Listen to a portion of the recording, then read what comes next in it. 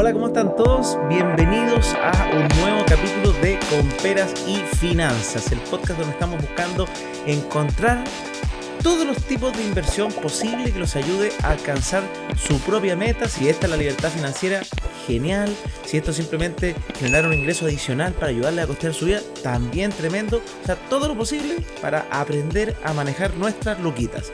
Y para eso tenemos un invitado espectacular. Se trata de Santiago Jasminoy, Perfecto.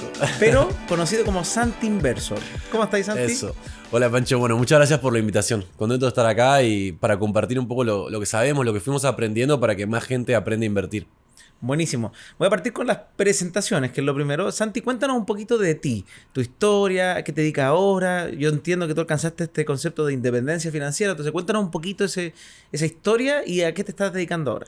Exacto. Bueno, yo alcancé la independencia financiera, que es un paso antes de la libertad financiera. Quiere decir que hoy mis rentas, o sea, las inversiones que tengo, pagan mi calidad de vida, como todos mis gastos fijos que tengo que tener. Obviamente quiero seguir ampliando mi patrimonio, entonces estoy siguiendo generando y hoy me dedico a la educación financiera a través de YouTube o Instagram y eso es lo que hoy hago. Pero también manejar siempre mis inversiones. Perfecto. Y, bueno, lo alcanzaste a los 34 años. 34, sí. ¿Qué hacías antes? Bueno, vengo de trabajar muchos años en compañías multinacionales. De hecho, yo siempre pensé que iba a ser como un empleado toda mi vida, pero porque me parecía que era una posición bien cómoda y que me iba bien. O sea, yo había alcanzado una buena posición en la multinacional, había pasado por 2 grandes multinacionales y había alcanzado un muy buen salario, buenos bonos, y me gustaba mucho mi pega. Pero en un momento me empecé a pensar, ¿qué pasa después de esto? Veía a los directores, veía al CEO de la compañía y era gente muy joven. Entonces me empezó a inquietar qué iba a pasar cuando cumpla 40, 50 años, en cómo iba a hacer para vivir. Que claramente iba a tener que hacer otra cosa y no voy a poder emplearme, o creo que me iba a costar mucho emplearme a esa edad. Entonces empecé a buscar ¿cómo hago para vivir de rentas? Y yo al principio pensaba que era como un beneficio que solamente los millonarios se podían dar. De hecho, me acuerdo hablando con mi hermano, que es un emprendedor, le digo, bueno, pero para poder retirarme, no sé, necesito muchos millones de dólares. Y mi hermano me dice, no, o sea, y ahí me enseñó la fórmula de la libertad financiera, que es tu sueldo ideal por 12 para anualizarlo y después por 25. Eso te da el número objetivo que uno tiene que llegar. Y cuando me dio ese número dije, bueno, tengo el número, ahora tengo que hacer un plan. O sea, uno anota el número y dice ya, necesito un plan para llegar a ese número. Exactamente. Y bueno, y ahí empecé con el plan. Y empecé primero con la inversión inmobiliaria y ahí después fui conociendo otros instrumentos de inversión. Perfecto, ya se van a venir capítulos solo de inversión inmobiliaria, no se preocupen, eso ya se viene.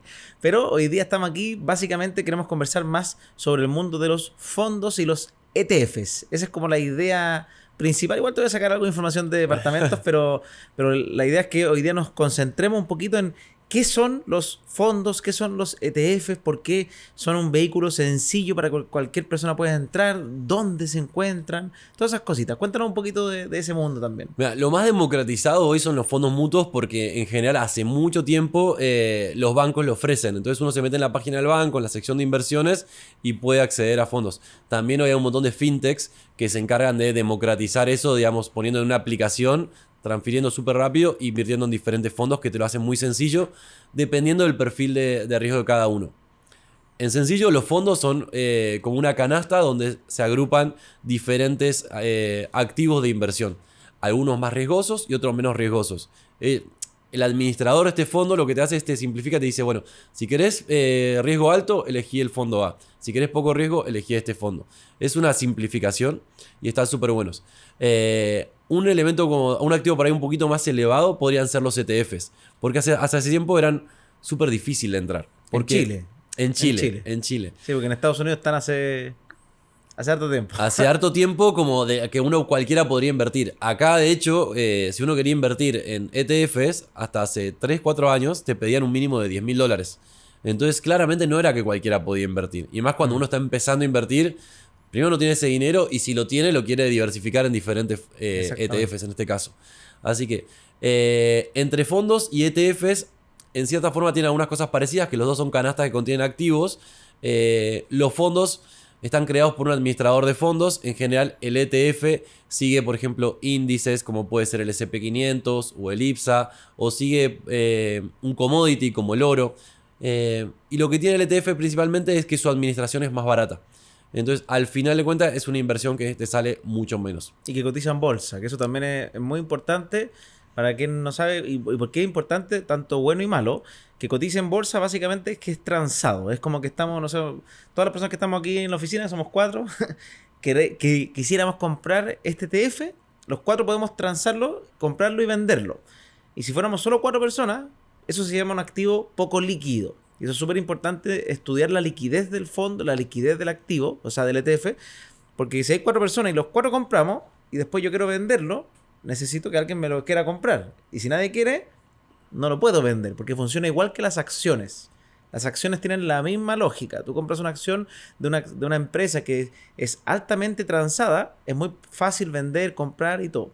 Si es una acción de una empresa que nadie le interesa y tú compraste, probablemente salir de ahí va a ser muy difícil. Entonces el ETF tiene eso. La gran mayoría de los ETFs grandes, los conocidos, estos que siguen a los índices famosos, son súper transados, mueven millones de dólares diarios, entonces es más fácil obviamente conseguir esta salida, esta entrada rápida, pero tiene esa lógica que como entra y sale rápido, a diferencia del fondo, que los fondos a veces tienen, por ejemplo, reglas, dicen, no, este fondo no se puede rescatar en 2 años. Entonces la gente no se puede volver, no sé, pues si hay una crisis, no puede decir, me quiero sacar mi plata y desaparece todo. En el ETF, las crisis podrían afectar porque tienen este concepto colectivo de nervios o de emoción. La emoción de poder sacar y digamos, retirar el mismo día. Claro, el ETF es mucho más líquido. Más lo que encuentran en las clásicas aplicaciones que conocemos acá, principalmente en Chile, se puede comprar y vender en segundos. El fondo, y por ejemplo los fondos mutuos de los bancos, en general la liquidez es de 3 a 5 días hábiles. O sea que es súper líquido, igual se considera líquido, pero bueno, no es tan inmediato como eso porque en ese fondo hay un montón de activos y no todos se transan en bolsa tan rápido. Entonces, el administrador del fondo tiene que salir a vender y después entregarte esa liquidez. Efectivamente. Pregunta, aquí empiezan las preguntas entretenidas de los ETF, los fondos ya. Entonces, el ETF y los fondos básicamente son como una canasta, un vehículo de inversión que adentro tiene un montón de activos.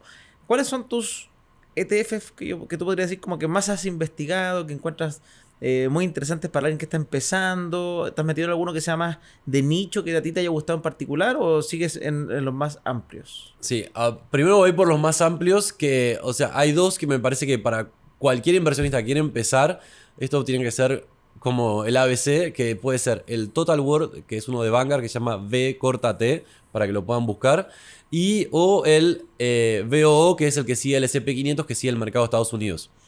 ¿Por qué me gusta el VT, que es el de Total World? Porque sigue la bolsa de todo el mundo. Entonces, si vos estás empezando a invertir, bueno, lo mejor que puedes hacer es seguir al mercado.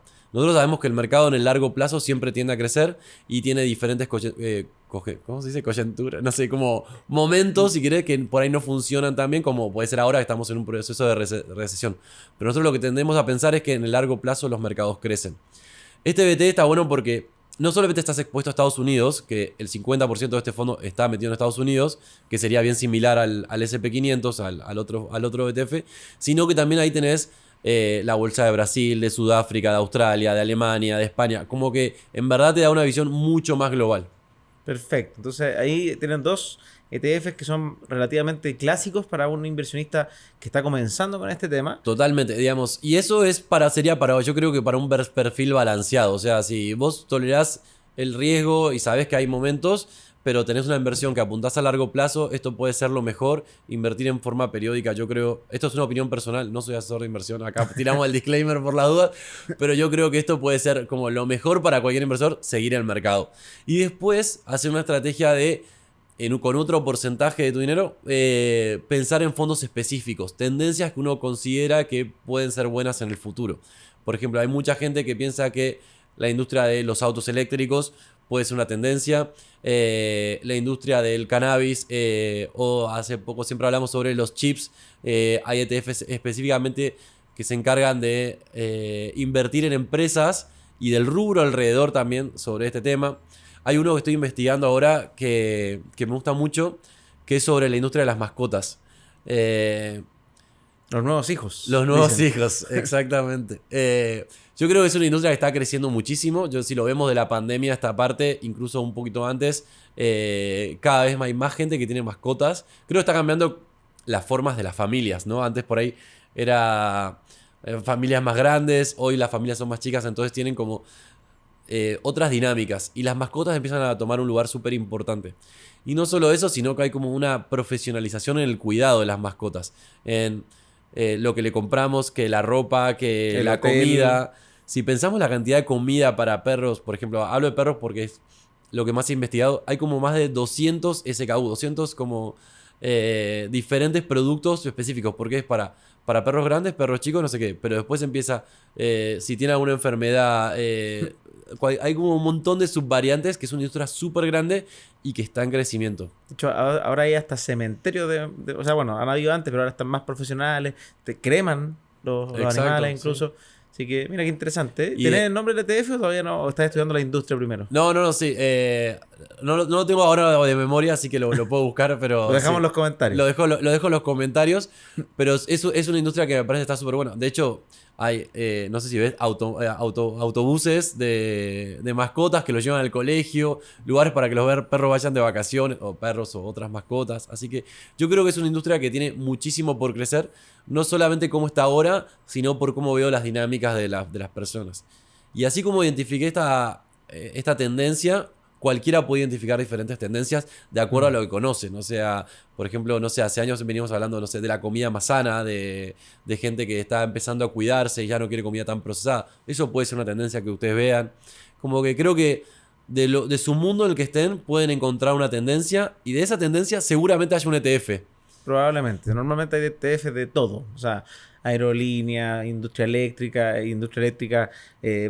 con mundo verde en el fondo, Sí. energía renovable, energías más convencionales. O sea, no, siempre hay de todo, la verdad. Pero bueno, miren qué interesante. Entonces ya saben, está el mundo de los fondos, que uno puede entrar básicamente desde cualquier banco. Y también muchas fintech tienen fondos muy interesantes. De hecho, la primera forma en que uno como que se acercaba a los ETFs en Chile fue a través de fondos que invierten en ETFs. Exacto. Eso era lo clásico. No sin marca, pero todos conocen conocen todos, pero conocen las clásicas ahí, sí, celeste. pero fue como el primer approach que tuvieron las personas normales, así de caminar, que podían invertir desde 1.000 pesos en un fondo. Y este fondo invertía, si uno se mete a su composición, son prácticamente solo ETFs. ¿Ya? Entonces ahí uno decía, oye, estoy invirtiendo en ETF. Y sí y no, porque uno está en una cuota de un fondo que invierte en ETF, donde tú, en el fondo, entregas como la responsabilidad que ellos sean los que eligen esto, que ellos componen bien este fondo.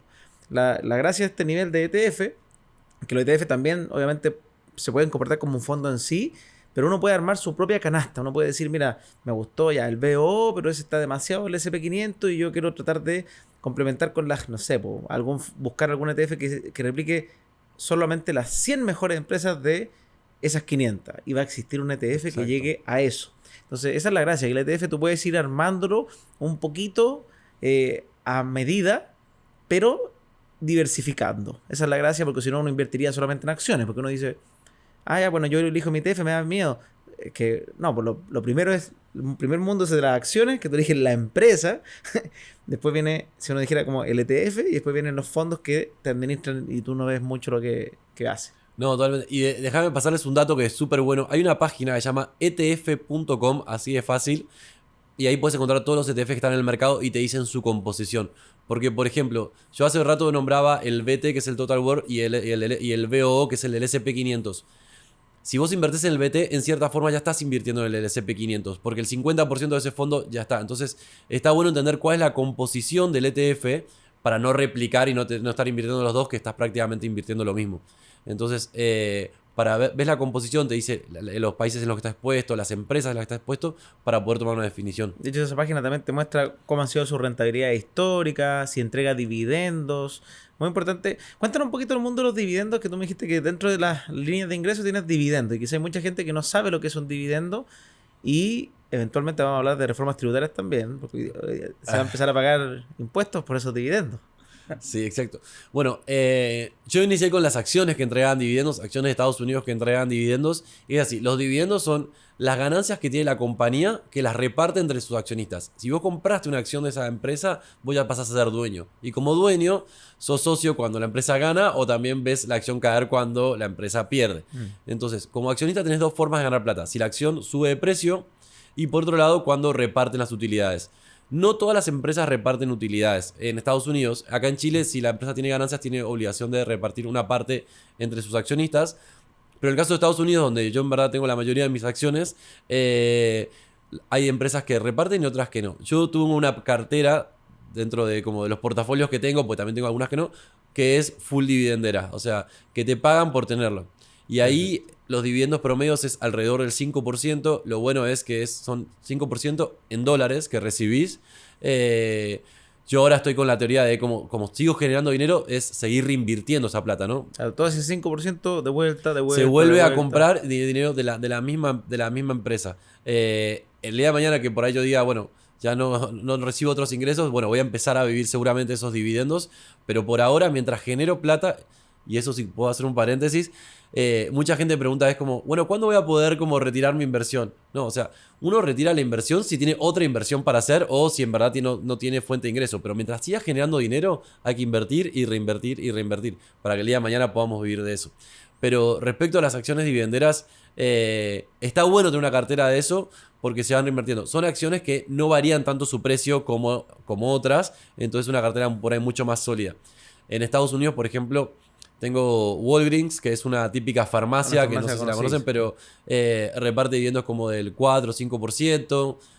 Bueno, tengo una tabacalera que entrega como alrededor del 7 o 8%, que es súper alto, pero obviamente es una industria por ahí un poquito más complicada. Empresas de seguros, bancos y demás que entregan también súper buenos dividendos.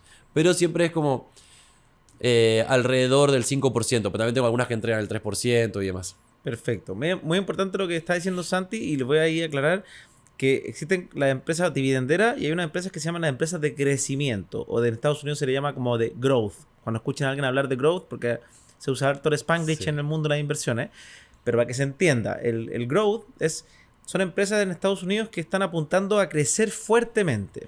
Y uno, ¿cómo puede ver reflejado eso? Por ejemplo, una que últimamente fue muy conocida fue Tesla.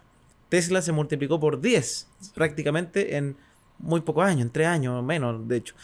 ¿Por qué? Porque la empresa no repartía dividendos porque básicamente reinvertía todas las ganancias que podía tener apuntando a crecer. Todo el rato el concepto era crecer, crecer, crecer y en algún minuto esas empresas comienzan a repartir. Por ejemplo, el caso muy emblemático, que a veces uno dice, pero ¿cómo puede ser? ¿Y cuánto puede ser que no me repartan? Bueno, Apple no repartió dividendos hasta 12 años. Entonces imagínense, hay personas que estuvieron ahí, no, si yo compré acciones, o sea, el que compró acciones para esperar dividendos de Apple, en esos tiempos lo pasó mal.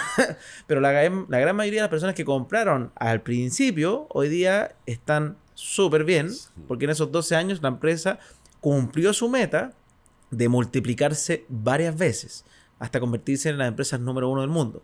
Entonces, ahí están los conceptos como que en Chile no se ven tan marcados, porque acá en Chile la bolsa, las empresas que entran a la bolsa normalmente, hay pocas empresas chilenas que entran a la bolsa como en visión growth, ¿ya? Normalmente como que ya están las consolidadas, ya están consolidadas. Y son empresas grandes y reparten dividendos y qué sé yo, y obviamente se pegan a veces crecimiento. Uno puede decir, oye, pero ¿cómo? Pero Vapores, sí, pero tuvo una causal. Vapores estuvo a un punto cercano casi a la quiebra, pero la familia Angelini metió el 10% de su patrimonio ahí. La gente que fue viva dijo, oye, si una familia de ese porte está metiendo el 10% de su patrimonio en esta acción, algo va a pasar.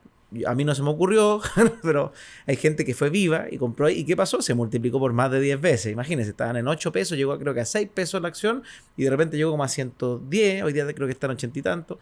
Entonces, pueden pasar también, obviamente, casos de ese estilo. Pero en ese caso no es una empresa que estaba pensando en crecimiento. Ese fue un caso distinto. En Estados Unidos sí son así. Son empresas que están naciendo y que quieren multiplicarse. Y ahí las clásicas Uber, Corner Shop podrían entrar en ese concepto, por ejemplo, si tuviera, pero un Uber, un Apple, un Google, bueno, y así un montón de empresas. Y después están las consolidadas, que son estas que ya reparten dividendos. Hay una muy famosa que le escuché al inversor Value, le mandamos un saludo ahí. Ah, sí. Si alguien quiere aprender más del tema accionario como de valor, sígalo.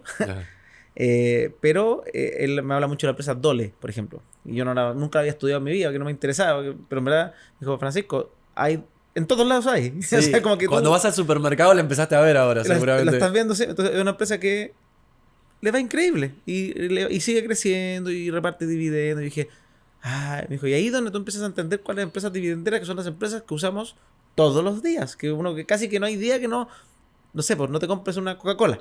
Entonces uno Exacto. dice, esta empresa está siempre generando. Exacto. Bueno, Unilever, que por ahí cuando abrimos el refri tenemos un montón de Todo. productos, entrega un dividendo aproximado del 4 o 5% también. Y son empresas súper estables. Eso es lo que pasa, porque como a pesar de las crisis, uno sigue consumiendo mayonesa, uno sigue consumiendo detergente. Entonces eso le da mucha más estabilidad. Exactamente, así que eso es muy importante. Ahora sí me quiero ir antes, porque nos quedamos ahí en el mundo de los ETF, las acciones, pero igual me gustaría que nos cuentes un poquito cómo fue cuando hiciste este plan, de decir, ya, yo quiero alcanzar este número, y partiste con el mundo inmobiliario, igual me gustaría saber esa patita, como yo soy fan del mundo inmobiliario, Sí. como que nos explicaras cómo fue esa compra, ese primer departamento, cómo va... Bueno, primero puse hasta el alma que tenía, porque puse hasta el último peso. Me costó un montón encontrar porque...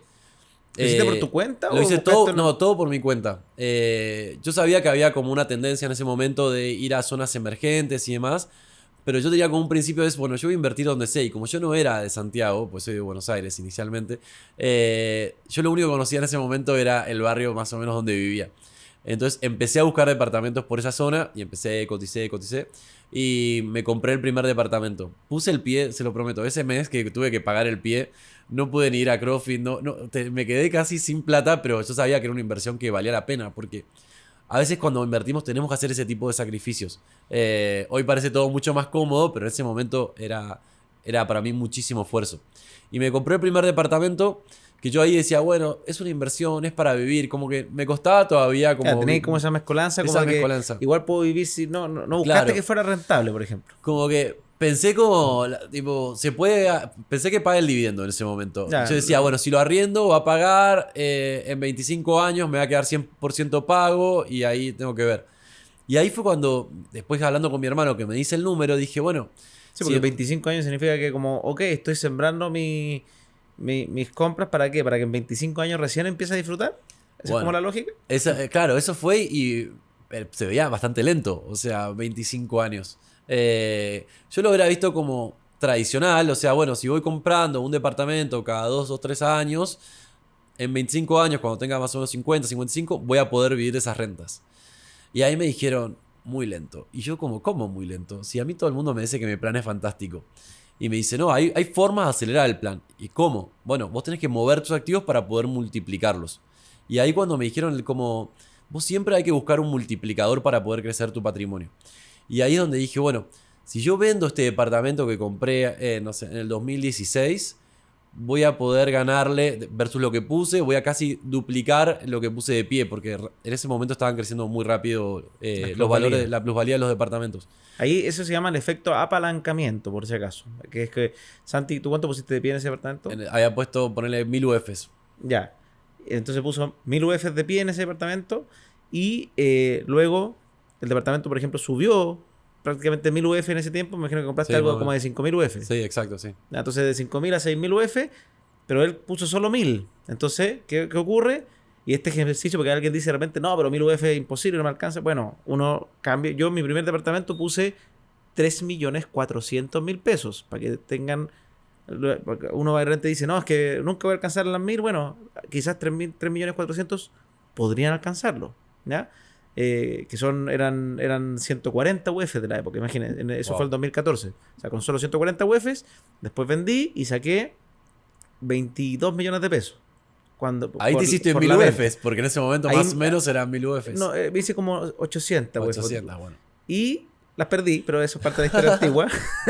Pero aquí, Santi, que si ya estaba enfocado, a mí me hubiera gustado tener ese enfoque en ese minuto, dijo, oh, puedo tener estos 25 años, que me sobra penitas, que se pague solito a penita, o rescatar y tener 1000 UFs en la mano para hacer otra cosa. Exacto. Y ahí me di vuelta y en vez de comprar un departamento con esos 2000 UF de pie, compré dos. Le pusiste 1000 y 1000. Puse 1000 y 1000 y compré de vuelta en la misma zona, porque era la zona donde yo conocía. Y también como que hoy por ahí estamos más acostumbrados a hacer como más busquillas por la situación, pero en ese momento también tuve que buscar. Y ahí me leí un par de libros sobre inversión inmobiliaria y que decían ofertar. Entonces yo me iba y visitaba un montón de departamentos y hacía ofertas. Ahí ya empezaba a analizar la rentabilidad. Pensaba cuánto me va a salir, si lo tengo que remodelar o no. y ver a cuánto lo puedo vender. Y ahí decía el número que yo decía. Entonces me daba vuelta y decía, bueno, yo voy a pagar 100 por esto. Bueno, algunos ni me respondían o algunos se Pero de repente enojaban. hay uno que te dice sí. Pero de repente había uno que me dice que sí. O esperaba si pasaba un mes o 2 meses que seguía la venta, decía, bueno, vuelvo, ¿viste? Porque... No lo ha vendido. No Algo lo ha pasa. vendido, algo pasa. Seguramente el precio que ellos quieren vender no lo van a vender. Y así fui buscando y consiguiendo departamentos que eso me ayudó a crecer en la parte inmobiliaria. Es súper importante. Acá otro consejo lo desprendo de estas palabras, que muchas personas como que tratan de tomar como este camino un poquito más sencillo, que es como compremos algo que nos digan que es más o menos bueno y esperemos que en el futuro crezca. Y lo que dice Santi entre las palabras, que básicamente acá uno lo puede sacar también, no sé, pues Kiyosaki, que algunos lo odian, otros lo veneran, pero hay cosas rescatables siempre, todos esos libros. Él siempre decía, oye, si acá la pega, o sea, es pega, acá no es primer departamento que me compro, no. Él tocaba 100, 1000 puertas hasta que encontraba y hacía la oferta que él encontraba, que era el negocio. Y en el fondo la ganancia estaba en la compra, porque tú estás comprando por debajo del precio. Entonces, ¿qué significa? Que tú casi que al día siguiente, si quisieras, y lo haces bien vendiendo, qué sé yo, podrías recuperar y ganar. Entonces, ¿qué ocurre? Cuando tú compras por debajo del precio de mercado, significa que si el mercado sube, tú ganas más. Y ahí el que compró acá también ganaría. Si el mercado se mantiene, el tipo que compró a precio de mercado se mantiene. Y probablemente va a estar sufriendo, porque oye, yo pensaba que iba a subir. El que está acá abajo dice, bueno, lo puedo vender, igual gano, porque compré por debajo del precio de mercado. Y si el mercado baja, incluso puedo estar quizás tranquilo porque compré a un precio menor. Entonces la ganancia la logra hacer bastante más rápida, porque ¿cuántos años ahora esos dos ya los vendiste o esos todavía están? No, esos ahora después ya los mantuve y después Ya. compré otro más y ahí cerré como mi mundo inmobiliario acá en Chile por ahora. Pero, El hombre internacional acá compra en otros lados también. porque también parte de la diversificación de invertir en el mundo inmobiliario, por ejemplo, si vos querés invertir solamente en Chile, podés invertir en diferentes sectores de Chile y está perfecto, o zonas emergentes o zonas consolidadas, eso también se puede hacer. Yo o lo que intenté hacer fue también irme a diferentes países también para apuntar a diferentes economías. Perfecto. Así que, buenísimo. Mira, así partió entonces Santi y, como él dijo, no conocía nada del mundo inmobiliario. Tenía las típicas nociones de, oye, Sí. esto es bueno, todo el mundo lo hace. Entonces, no es necesario ser un ultra estudioso de la materia como para decir, ya voy a partir, sino que es simplemente tener el coraje. Obviamente, es mejor estudiar antes un tiempo, ¿ya? Porque ahí uno va tomando mejores decisiones, ¿ya? Y no se manda con Doro. Y en lo que sí, algo muy bueno es que Santi, como no conocía, o sea, podría quizá haber puesto esas 1000 UF en 3 departamentos y haber multiplicado mejor. Seguramente, No, sí. pero bueno, lo que hizo fue invertir donde conoce, ¿ya? En el sector que conoce, que sabía que se arrendaba bien, que está...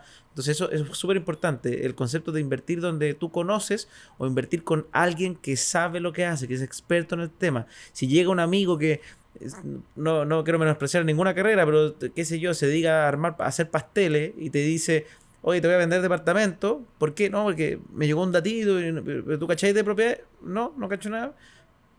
Ojo ahí, es muy importante. Hay un libro, de hecho, que se llama El hombre más rico de Babilonia, Sí, perfecto. que es medio lúdico el libro, es como simpático, pero habla justamente de eso. Es invertir con gente que sabe lo que hace. Y el tipo obviamente muestra como sus casos erróneos con ejemplos como de historias antiguas, pero ejemplos como que compró joyas con un tipo que nunca en su vida se había dedicado, que le habían vendido una joya, al final era joya falsa y queda la embarrada.